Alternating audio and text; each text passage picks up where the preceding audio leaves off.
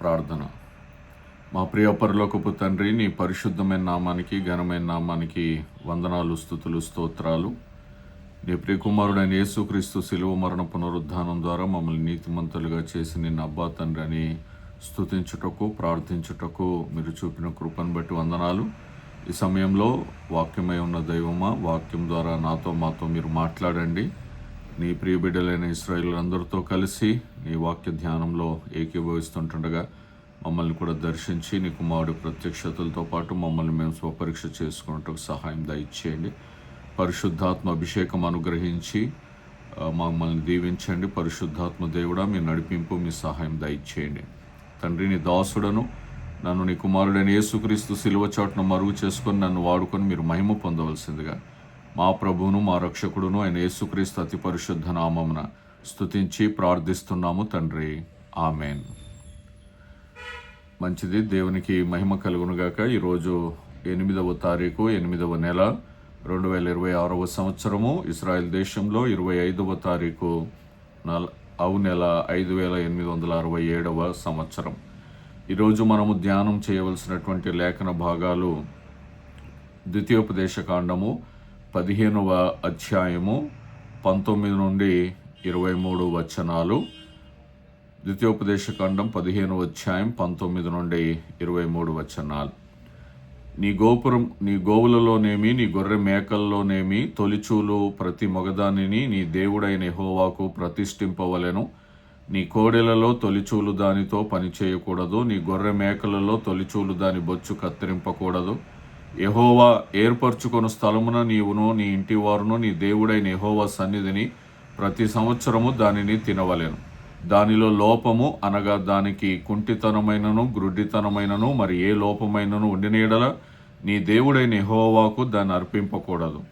జింకను దుప్పిని తినునట్లు నీ పురములలో పవిత్రులు దాన్ని తినవచ్చు.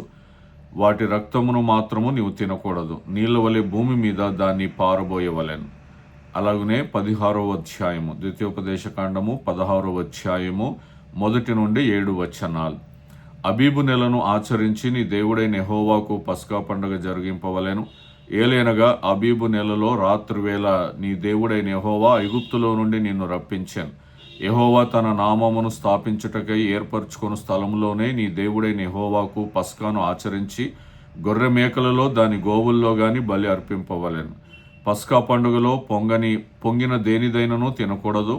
నీవు త్వరపడి ఐగుప్తు దేశంలో నుండి వచ్చితివి గదా.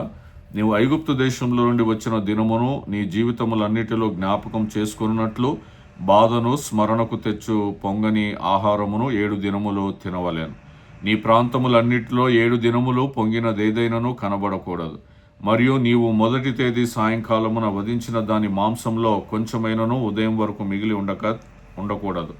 నీ దేవుడైన యెహోవా నీకిచ్చుచున్న పురములలో దేని అందైనను పస్కా పశువును వధింపకూడదు. నీ దేవుడైన యెహోవా తన నామమును స్థాపించుటకై ఏర్పరచుకున్న స్థలములోనే నీవు ఐగుప్తులో నుండి బయలుదేరి వచ్చిన వేళను అనగా సూర్యుడు అస్తమించు సాయంకాలమున పస్కా పశువును వధించి నీ దేవుడైన యెహోవా ఏర్పరచుకున్న స్థలమున దాన్ని కాల్చి భుజించి ఉదయమున తిరిగి నీ గుడారములకు వెళ్ళవలెను. 6 దినములు నీవు పొంగని రొట్టెలు తినవలెను.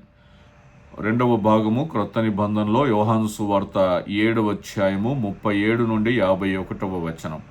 యోహాను సువార్త 7వ అధ్యాయము 37 నుండి 51వ వచనం.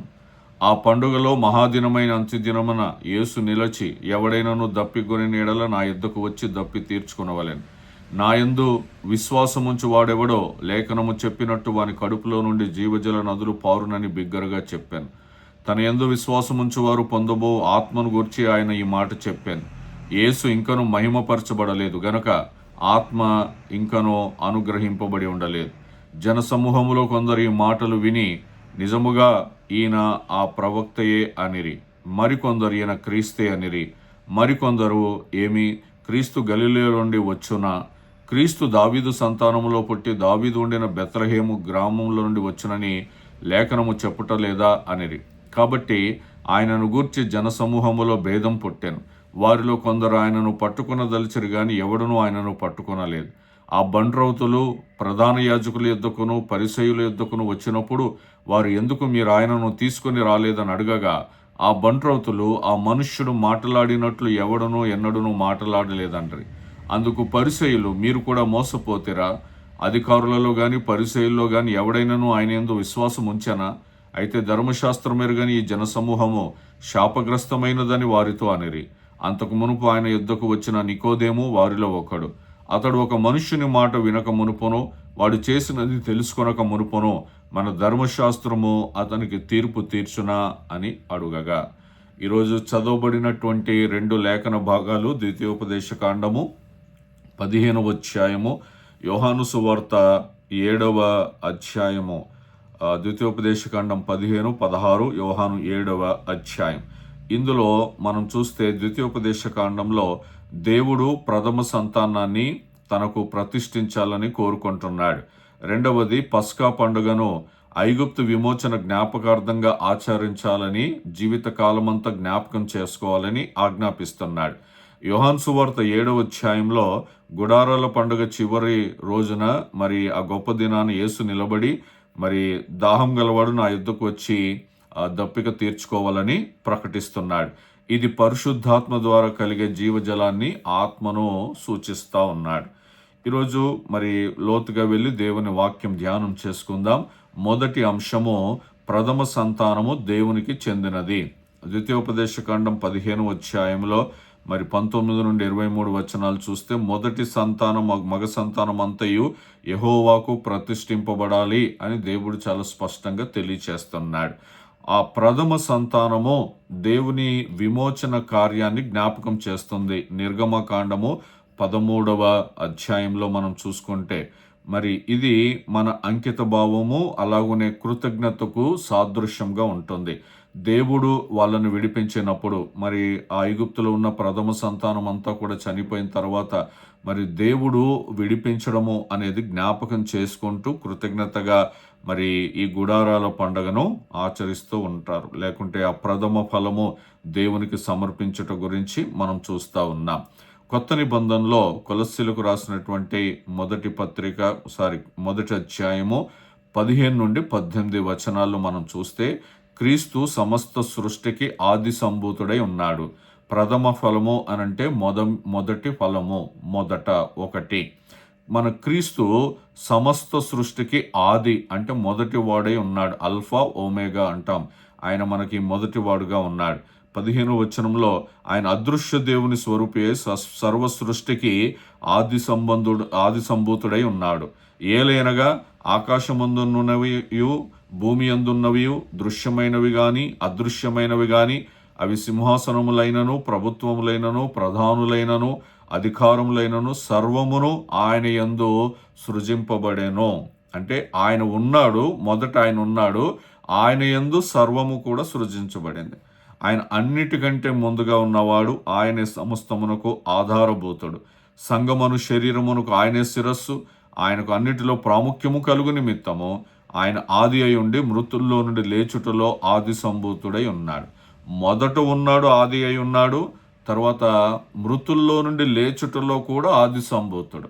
యేసు ప్రభు కొందరిని చనిపోయిన తర్వాత లేపాడు, ప్రవక్తలు కూడా లేపారు దేవుని సహాయంతో. కానీ తనంతట తాను లేచిన వాడు యేసు ప్రభు. అందులో ఆయన ఆది సంభూతుడు. కాబట్టి అన్నిట్లో యేసుక్రీస్తు వారు మొదటివాడు. ప్రథమ ఫలము ఆయనకు అర్పించాలి. మరి అలా చూసుకుంటే యేసుక్రీస్తు వారు ప్రథముడు, మొదటివాడు. హెబ్రీ పత్రిక 12వ అధ్యాయం 23-24 వచనాలు. హెబ్రీ పత్రిక 12వ అధ్యాయము 23-24 వచనాలు. పరలోకమందు రాయబడి ఉన్న జ్యేష్ఠుల సంఘమునకును అని అంటున్నాడు. పరలోకంలో ఎవరుంటున్నారంట? జ్యేష్ఠుల సంఘము. నేను యేసు ప్రభుని అంగీకరించానో ఇప్పుడు నేను ఆయన కుమారుణ్ణి.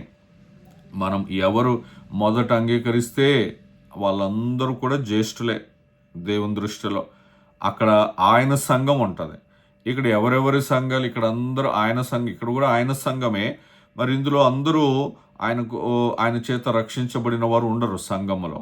కానీ అక్కడ మాత్రము అందరూ రక్షించబడిన వారు జ్యేష్ఠుల సంఘం అనేది మనకు అక్కడ కనిపిస్తుంది. అంటే ఆయనకు చెందిన వారం మనం, ఆయనకు చెందిన వారం.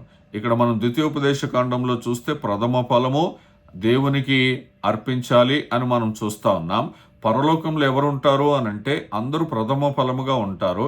యేసుక్రీస్తే జ్యేష్ఠుడిగా మనకి అక్కడ కనపడతాడు. రెండవది పస్కా అనేది విమోచనకి జ్ఞాపకార్థంగా మరి చేయమని దేవుడు చెబుతాడు. ద్వితీయోపదేశకాండం 16వ అధ్యాయంలో మనం చూస్తే యెహోవా నిన్ను ఐగుప్తు నుండి రాత్రివేళ బయటకు తీసుకొచ్చాడు కదా, అది జ్ఞాపకం చేసుకుంటూ జీవిత కాలం అంతా కూడా దానిని ఆచరించమంటాడు, జ్ఞాపకం చేసుకోమంటాడు. ఇది విశ్వాసానికి కేంద్ర బిందువుగా ఉంటుంది. ప్రతి తరం వారు ఐగుప్తు నుండి విమోచించబడినట్లుగా గుర్తించుకోవాలి.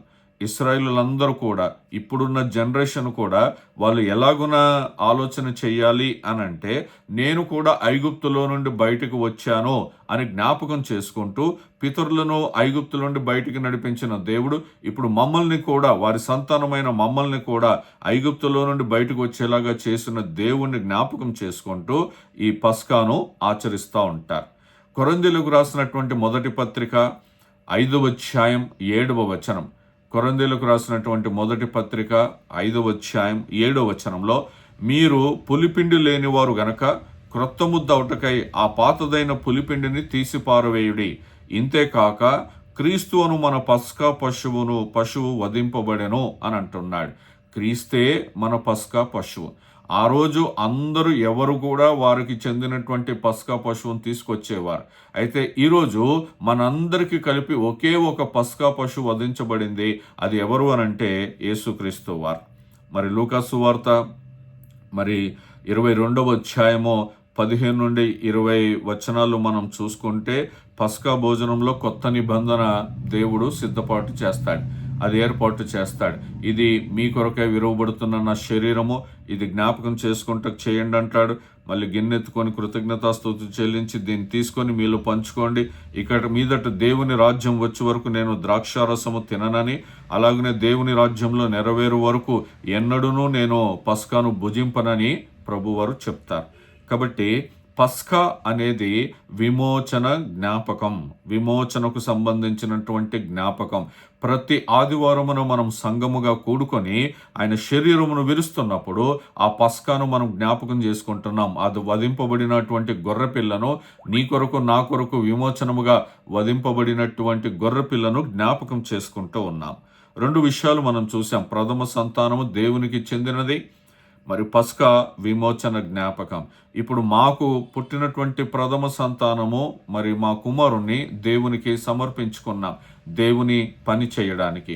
కాబట్టి అలాగున మనమందరము కూడా దేవుని కొరకు సిద్ధము చేయబడాలి, ఆయన విమోచించిన కార్యమును జ్ఞాపకం చేసుకుంటాం. 3వది, దేవుడు ఎన్నుకున్న స్థలంలో ఆరాధన చేయాలి. ఇది గత కొంతకాలముగా సంఖ్యాకాండము, ద్వితీయోపదేశ కాండము ధ్యానం చేస్తున్నప్పుడు మనకి దేవుడు పదే పదే మాట్లాడుతున్నాడు. ద్వితీయోపదేశ కాండములో పస్కా బలి దేవుడు ఎన్నుకున్న స్థలములోనే అర్పించాలి. అర్పించుట ఆరాధనకి సాదృశ్యముగా ఉన్నది. గమనించాలి, ఆరాధన వ్యక్తిగత అభిరుచిపై అది ఆధారపడదు. నేను ఇలాగున ఆరాధన చేస్తాను, నేను అలాగున ఆరాధన చేస్తాను, దీంతోనే చేస్తాను, అక్కడే చేస్తాను, ఇక్కడే చేస్తాను అనేది ఏది కూడా మన సొంత అభిరుచి మీద అది ఆధారపడదు. దేవుడు నియమించిన విధానంలో, దేవుడు నిర్ణయించిన స్థలములో అది ఆధారపడి ఉంటుంది. కాబట్టి యెరూషలేము దేవుని నామము నివసించే స్థలముగా అది గౌరవించబడింది. కాబట్టి ఆ యెరూషలేమునకు వచ్చి ప్రతి ఒక్కరూ తమ పస్కా పశువును వధించాలి, వాళ్ళ బలులు అర్పించాలి. ఇది దేవుడు నిర్ణయించినటువంటి నిర్ణయం, దానికి మనం లోబడి ఉండాలి. యోహాను సువార్త 4వ అధ్యాయము 21 నుండి 24 వచనాలు మనం చూస్తే, ఆ సమరయ స్త్రీతో దేవుడు అంటున్నాడు, అమ్మా, ఒక కాలం వచ్చుచున్నది, ఆ కాలం నీ పర్వతం మీదైనను యెరూషలేములోనైనను మీరు తండ్రిని ఆరాధింపరు, నా మాట నమ్ముము. మీరు మీకు తెలియని దానిని ఆరాధించువారు, మేము మాకు తెలిసిన దానిని ఆరాధించువారు. రక్షణ యూదుల్లో నుండి కలుగుచున్నది. అయితే యథార్థముగా ఆరాధించువారు ఆత్మతోనూ సత్యముతోనూ తండ్రిని ఆరాధించు కాలము వచ్చుచున్నది, అది ఇప్పుడును వచ్చే ఉన్నది. తన్ను ఆరాధించువారు అట్టివారే కావాలని తండ్రి కోరుచున్నాడు. దేవుడు ఆత్మ గనక ఆయనను ఆరాధించువారు ఆత్మతోనూ సత్యముతోనూ ఆరాధింపవలెను. ఆరాధించడానికి దేవుడు కోరుకుంటున్నది ఏమిటి అని అంటే ఆత్మతో సత్యముతో ఆరాధించాలనుకుంటున్నాడు. ఆనాడు ఖచ్చితంగా యెరూషలేమునకు వెళ్ళి ఆరాధించాలి. మనం ఈ క్రొత్త నిబంధనలో ఆత్మతో సత్యముతో ఆరాధించాలి. మరి హెబ్రీలకు రాసినటువంటి పత్రిక 10వ అధ్యాయము 19 నుండి 22 వచనాలు కూడా మనం చూస్తే, మరి దేవుని ఇంటిపైన మనకు ఒక గొప్ప యాజకుడు ఉన్నాడు అన్న మాటను మనం చూస్తూ ఉన్నాం. దేవుడు ఏం చేశాడు? ఈయన సహోదరులారా, యేసు మన కొరకు ప్రతిష్ఠించిన మార్గమున అనగా నూతనమైనదియు జీవము గలదియు ఆయన శరీరమును తెర ద్వారా ఏర్పరచబడినదియునైన మార్గమున ఆయన రక్తము వలన పరిశుద్ధ స్థలమునందు ప్రవేశించుటకు మనకు ధైర్యము కలిగి ఉన్నది గనక, దేవుని ఇంటిపైన మనకు గొప్ప యాజకుడు ఉన్నాడు గనక మనస్సాక్షికి కల్మషము తోచుకొండునట్లు ప్రోక్షింపబడిన హృదయములు గలవారమును నిర్మలమైన ఉదకముతో స్నానము చేసిన శరీరములు గలవారమునై ఉండి విశ్వాస విషయంలో సంపూర్ణ నిశ్చయత కలిగి యథార్థమైన హృదయంతో మనం దేవుని సన్నిధానమునకు చేరుదాము. ఆరాధన చేయడానికి ఎలా చేరుతామో ఇక్కడ చాలా స్పష్టంగా చెప్తా ఉన్నాడు. మరి మనస్సాక్షికి కల్మషం తోచకుండా ప్రోక్షించబడిన హృదయములు గలవారం, యేసు ప్రభు రక్తము చేత కడగబడిన ప్రోక్షించబడినటువంటి హృదయాలు కలిగి నిర్మలమైన ఉదక స్నానము చేసిన శరీరములను గలవారమై ఉండి విశ్వాస విషయములో సంపూర్ణమైన నిశ్చయత కలిగి యథార్థమైన హృదయంతో దేవుని సన్నిధికి చేరాలి. ఇది ఒక ఆర్డర్ దేవుడు నిర్ణయించాడు. దేవుణ్ణి ఆరాధించడానికి రావడానికి దేవుడు నిర్ణయించినటువంటి క్రమం. 4వది జీవజల ఆహ్వానములు. ఇది కూడా మనం దాదాపుగా ప్రతిరోజు ధ్యానం చేసుకుంటా ఉన్నాం. మరి దాహం దప్పిగొలిన వాడు నా యొద్దకు వచ్చి త్రాగునుగాక, యోహాను సువార్త 7వ అధ్యాయం 37 నుండి 39 వచనం నుండి. ఇది వరకు కూడా చెప్పాను. మరి సుక్కోతు గుడారాల పండుగలో జరిగే నీటిని పోసే వేడుక నేపథ్యాన్ని ఇది గుర్తు చేస్తుంది. ఇది పాత నిబంధనకి వెళ్తే యెషయా గ్రంథము 12వ అధ్యాయం 3వ వచనం. యెషయా గ్రంథము 12వ అధ్యాయం 3వ వచనం. కావున మీరు ఆనందపడి రక్షణాధారములైన బావులలో నుండి నీళ్లు చేదుకొందురు, ఆ దినమున మీరు ఇలాగందురు అని అంటున్నాడు. రక్షణాధారములైన బావులలో నుండి నీళ్లు చేదుకొందురు. ఒకటి యేసు ప్రభు, రెండవది వాక్యం. దాంట్లో నుండి రక్షణాధారమైన నీళ్లు చేదుకుంటాం, మన ఆత్మ దాహమును తీర్చుకుంటాం, ఆత్మ సంబంధమైన ఆకలిని తీర్చుకుంటాం. మరి ఈ యేసు ప్రభువారు ఈ వేడుకలో, ఈ పండుగలో తనను తాను దేవుని జీవజల మూలముగా ప్రకటిస్తున్నాడు. జీవజలమే ఆధారముగా తనను తాను ప్రకటించుకుంటున్నాడు. అందుకే యోహాను సువార్తలో అంటాడు 4వ అధ్యాయం 13, 14 వచనాల్లో, ఈ నీళ్లు అంటే ఆ సమరయ స్త్రీ ఏదైతే చేదుకుంటుందో ఆ నీళ్లు త్రాగిన వాడు మరల దప్పిక్కు అంటాడు. 14వ వచనంలో, నేనిచ్చు నీళ్లు త్రాగువాడు ఎప్పుడు నువ్వు దప్పిక కొనడు అని అంటున్నాడు. అలాగనే ఈ మాట ప్రకటన గ్రంథంలో కూడా 22వ అధ్యాయం 17వ వచనంలో మనం చూస్తాం. ప్రకటన గ్రంథము 22వ అధ్యాయం 17వ వచనం, ఆత్మయు పెండ్లి కుమార్తెయు రమ్ము అని చెప్పుచున్నారు, వినువాడును రమ్ము అని చెప్పవలెను, దప్పిక కొనిన వానిని రానిమ్ము, ఇశ్చయించు వానిని జీవజలమును ఉచితముగా పుచ్చుకొననిమ్ము అని అంటున్నాడు.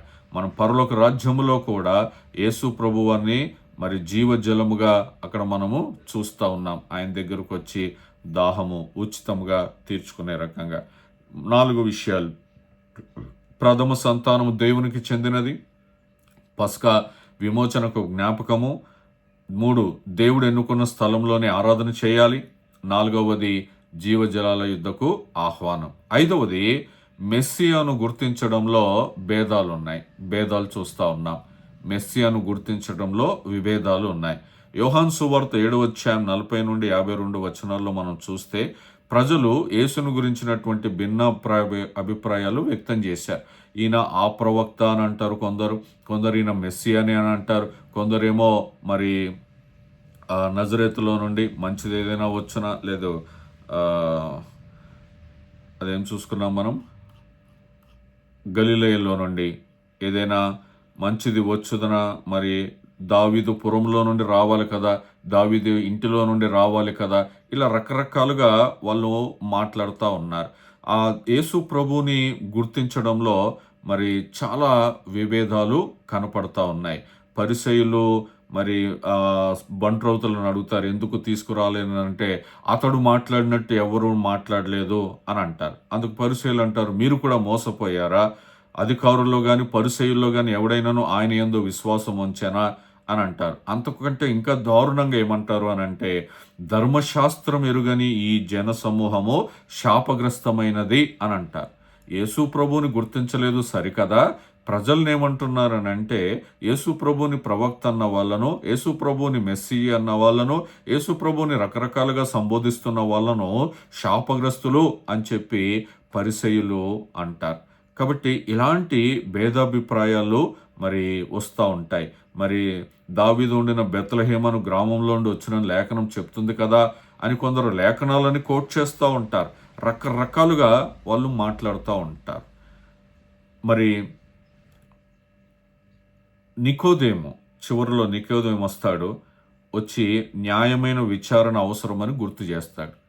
అతనితో మాట్లాడాలి, పిలిపించాలి, మాట్లాడాలి, సంగతులు తెలుసుకున్న తర్వాతే తీర్పు తీర్చాలని ఆ నికోదేము వారిస్తాడు, ధర్మశాస్త్రం ఎరిగినవాడు గనక. మత్తయి సువార్త 16 అధ్యాయం 13 నుండి 16 వచనాలు చూస్తే, యేసు ఫిలిప్పుదైన కైసరయ ప్రాంతములకు వచ్చి, మత్తయి సువార్త 16 అధ్యాయం 13 నుండి 16 వచనాలు. యేసు ఫిలిప్పుదైన కైసరయ ప్రాంతములకు వచ్చి, మనుష్య కుమారుడు ఎవడని జనులు చెప్పుకొనుచున్నారని తన శిష్యులను అడగగా, అక్కడ పరిసయ్యులు అడిగారు. బంట్రోతులను అడిగితే మరి ఆయన మాట్లాడినట్టు ఎవరు మాట్లాడలేదు, కొందరు అలా చెప్తున్నారు, కొందరు ఇలా చెబుతున్నారు. ఇప్పుడు యేసు ప్రభు అడుగుతున్నారు, మరి మనుష్య కుమారుడు ఎవరని జనులు చెప్పుకొనుచున్నారని తన శిష్యులను అడగగా, వారు కొందరు బాప్తిజం ఇచ్చి యోహాననియో, కొందరు ఏలియా అనియో, కొందరు ఇర్మియా అనియో, లేక ప్రవక్తలలో ఒకడనియో చెప్పుకొనుచున్నారని. అందుకు ఆయన, మీరైతే నేను ఎవడనని చెప్పుకొనుచున్నారని వారిని అడిగాను. అందుకు సీమోను పేతురు, నీవు సజీవుడగు దేవుని కుమారుడమైన క్రీస్తువు అని చెప్పాను. పేతురుకి తండ్రి బయలుపరిస్తే ఆ మాట చెబుతాడు.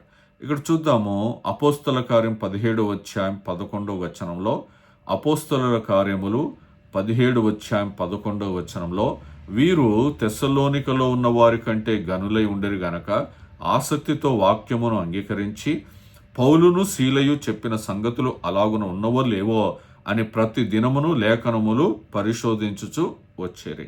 బెరయా సంఘస్థులు ప్రతి దినము కూడా లేఖనం, వాళ్ళ అపోస్తులు చెప్పింది లేఖనంలో ఉన్నాయా లేవా అని వాళ్ళు పరిశోధిస్తూ వస్తూ ఉన్నారు.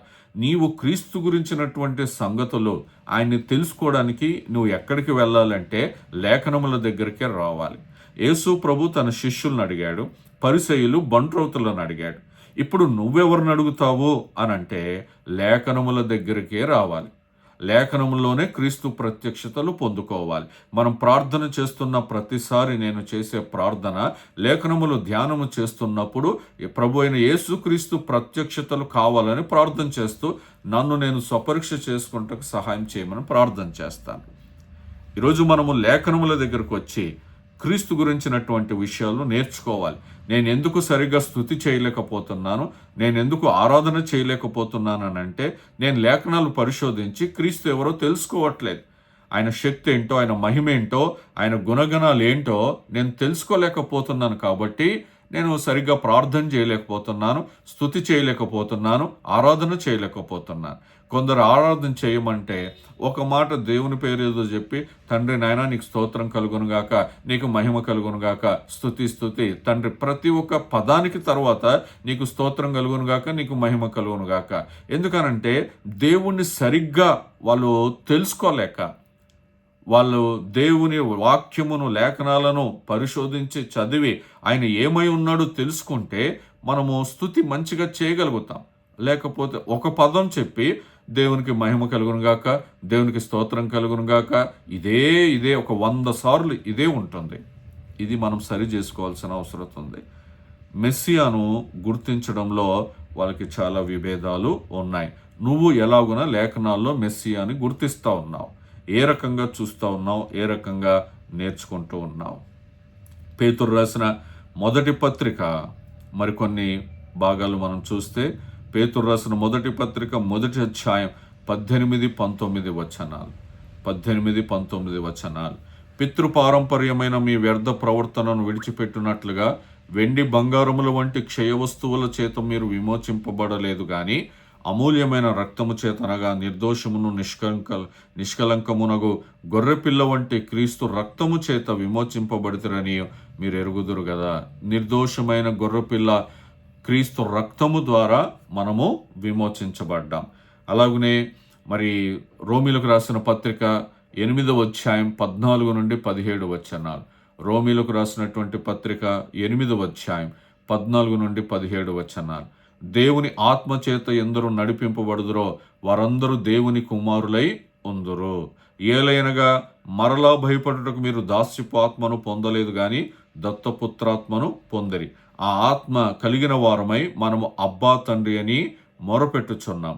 మనం దేవుని పిల్లలమని ఆత్మ తానే మన ఆత్మతో కూడా సాక్ష్యం ఇచ్చుచున్నాడు. మనం పిల్లలమైతే వారసులం, అనగా దేవుని వారసులం, క్రీస్తుతో కూడా మహిమ పొందుటకు ఆయనతో శ్రమపడిన ఎడల క్రీస్తు తోడి వారసులమో అని అంటున్నాడు.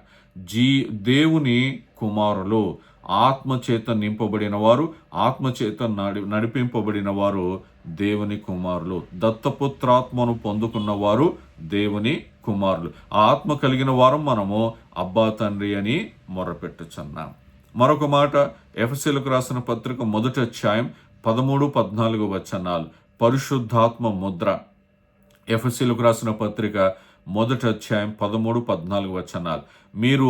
మీరును సత్యవాక్యమును అనగా మీ రక్షణ సువార్తను విని క్రీస్తునందు విశ్వాసముంచి వాగ్దానము చేయబడిన ఆత్మచేత ముద్రింపబడిరి.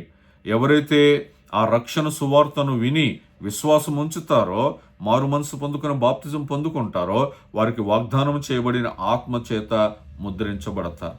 దేవుని మహిమకు కీర్తి కలుగుటకై ఆయన సంపాదించుకొనిన ప్రజలకు విమోచనము కలుగు నిమిత్తము ఈ ఆత్మ మన స్వాస్థ్యం మనకు సంచకరువుగా ఉన్నాడు. ఈ ఆత్మ మనకు తోడై ఉన్నాడు. అలాగనే హెబ్రీయులకు రాసిన పత్రిక 4వ అధ్యాయం 14-16 వచనాలు చూస్తే, కృపాసింహాసనము దగ్గరికి మనం ధైర్యముగా చేరుకుంటున్నాం. ఎందుకంటే మనము ఆయన రక్తము చేత విమోచించబడ్డాం. ఆయన ప్రధాన యాజకుడిగా ఉండి మన కొరకు ప్రార్థన చేస్తూ ఉన్నాడు. ఆయనలో ఎటువంటి పాపము లేదు, పాపము లేనివాడుగా ఉన్నాడు. కాబట్టి ఆయన మన కొరకు విజ్ఞాపనం చేస్తూ ఉన్నాడు. మనం ధైర్యముగా కృప పొందునట్లు కృపాసనం వద్దకి చేరుకుంటున్నాం. ఈరోజు నువ్వు ధైర్యంగా వస్తున్నావా ఆరాధన చేయడానికి? చాలామంది భయపడతారు, ఆరాధన చేయలేరు, ప్రార్థన చేయలేరు. కనీసం వాళ్ళకు తెలుగు వచ్చు, చదువుకున్నారు, డిగ్రీలు పాస్ అయ్యారు, కానీ దేవుని వాక్యమును చదవలేరు, భయపడతారు. ఎందుకంటే ఇంకా పిరికి ఆత్మ వారిలో ఉన్నది. జీవజలపు ఊటను వాళ్ళు త్రాగట్లేదు, దాహం తీర్చుకోవట్లేదు, ఆత్మదాహం తీర్చుకోవట్లేదు, ఆత్మ ఆకలి తీర్చుకోవట్లేదు. ధైర్యంగా రాలేకపోతా ఉన్నారు, ప్రార్థన చేయలేకపోతున్నారు, వాక్యం చదవలేకపోతా ఉన్నారు. ఇలాంటి పరిస్థితిలో నుండి విడిపించబడాలి. ప్రధాన విషయాలు మనం చూసుకుంటే, దేవునికి మొదటిది అర్పించడం అనేది కృతజ్ఞతకు గుర్తు. పస్కా పండుగ దేవుని విమోచనను తరతరాలకు జ్ఞాపకం చేస్తుంది. మనం జ్ఞాపకం చేసుకోవాలి. ఆరాధన దేవుని నియమాల ప్రకారమే జరగాలి. దేవుడే జీవజలానికి మూలము. మెస్సియాను గుర్తించడానికి లేఖనాలు ఆధారంగా మనకు వివేచన అవసరం. సుక్కోతు పండుగ సమయంలో యేసు చేసిన జీవజల ప్రకటన మరి ఆ యూదుల పండుగల ఆధ్యాత్మిక అర్థాన్ని మెస్సియాలో నెరవేర్చబడినదిగా మనం చూస్తూ ఉన్నాం. యోహాను సువార్త 4వ అధ్యాయంలో మనం చూస్తాం, నేనే జీవజలపు ఊట అంటాడు. మరి ముగింపులో మనం చూసుకుంటే ద్వితీయోపదేశ కాండము 15వ అధ్యాయం 16వ అధ్యాయంలో, యోహాను సువార్త 7వ అధ్యాయం, ఈ 2 లేఖన భాగాలు, ద్వితీయోపదేశ కాండము 15-16 అధ్యాయాలు, యోహాను సువార్త 7వ అధ్యాయంలో, ఇవన్నీ 2 కూడా ఒకే సత్యాన్ని ప్రకటిస్తున్నాయి. దేవుడు తన ప్రజలను విమోచించి తన సన్నిధిలో జీవజలముతో తృప్తిపరుస్తాడు. ఆ జీవజలముతో తృప్తిపరచబడ్డానికి మనం ఆత్మదాహముతో దేవుని దగ్గరికి రావాలి. మరి జీవజల ఆహ్వానము అనేది దాని అర్థం ఏంటంటే, నిరంతరము మనతో ఆయన మనతో సహవాసం చేయాలని దేవుడు కోరుకుంటున్నాడు. గొర్రెలు మనకు తెలుసు కదా, శాంతికరమైన జలముల యొద్ద నివాసం. ఆ నీటి దగ్గర అవి నివాసం కోరుకుంటున్నాయి. సహవాసము. పండుగలు దేవుని రక్షణ కార్యాలను జ్ఞాపకం చేసే పరిశుద్ధ సమయాలు. ఇప్పటికీ మనం క్రిస్మస్ జ్ఞాపకం చేసుకుంటాం, పండగ చేసుకొని. ఆయన పుట్టాడు అని జ్ఞాపకం చేసుకుంటాం. గుడ్ ఫ్రైడే అది పండుగ, శుభ శుక్రవారము అని అంటారు. ఆయన మన కొరకు రక్తం చిందించి ప్రాణం బలిగా అర్పించాడు అని జ్ఞాపకం చేసుకుంటాం. ఈస్టర్ ఆయన పునరుద్ధానుడై లేచాడని జ్ఞాపకం చేసుకుంటాడు. ఇది తరతరాలకు ఈ జ్ఞాపకాలను మనం పంచాలి. ఎందుకు మనం పండుగలను ఆచరిస్తున్నాము అనంటే లోక సంబంధమైన పండుగలు కాదు, కానీ జీవ సంబంధమైన, ఆత్మ సంబంధమైన, ఆశీర్వాదకరమైన పండుగలను మనము ఆచరిస్తూ ఉన్నాం. లోకంలో జరిగే పండుగలన్నిట్లో పాపం ఉంటుంది, కానీ మన ఆత్మ సంబంధమైన పండుగలో పరిశుద్ధత ఉంటుంది, రక్షణ కార్యము జరుగుతుంది. కాబట్టి ఈరోజు మరి మెస్సియ ద్వారా లభించే సంపూర్ణ జీవితం, పరిశుద్ధమైన జీవితం, అలాగనే పరిశుద్ధాత్మ అనుగ్రహాన్ని మరింతగా మనం పొందుకొని ఆ దేవునికి మనం ఎప్పుడూ కూడా కృతజ్ఞులమై ఉండాలి. పస్కా విమోచనము జ్ఞాపకం చేసుకోవాలి. యేసు ప్రభు నీ కొరకు వధింపబడిన గొర్రెపిల్లగా ఉండుటను జ్ఞాపకం చేసుకుంటూ ఉండాలి. ప్రతిరోజు ప్రతి సమయము జీవజలముల దగ్గరికి వచ్చి మన ఆత్మదాహమును తీర్చుకోవాలి. ఆ కృప మనందరికీ దేవుడు దయచేయునుగాక. ఆమేన్.